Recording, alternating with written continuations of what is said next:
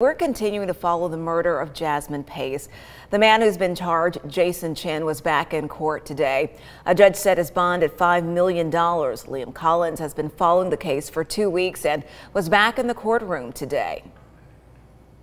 Just a day after Jasmine Pace was laid to rest, her family sat and listened in detail of how investigators found her last week. And we do have to warn you, some of the details investigators laid out in court on Friday are hard to hear.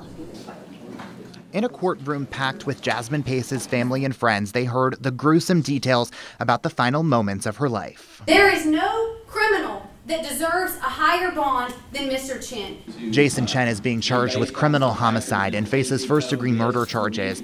Prosecutors laid out how they accused him of killing 22-year-old Jasmine Pace. They say when police found her last Thursday, she was in trash bags and a suitcase caught in vegetation in Suck Creek.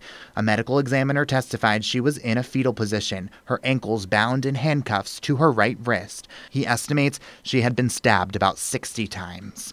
Her bound position is such that virtually all of the wounds can be inflicted with her in that position. Chen's attorney argued for a $250,000 bond. The Tennessee Constitution guarantees Mr. Chen not only the right to a bond, but the right to a reasonable and not excessive bond. Police say they were able to find Jasmine's body by tracking Chen's phone records.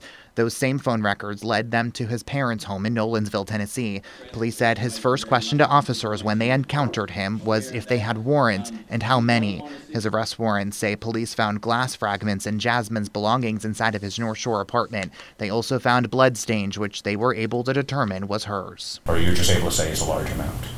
I would say that it's the largest amount that I've ever seen. Speaking through a translator, Chen's mother testified she was worried for her son's safety. Attorneys said he made calls from jail saying he wished he had taken his own life. He's telling me he's very scared here, and I promise I'll take him, my husband and I will take him to court every time.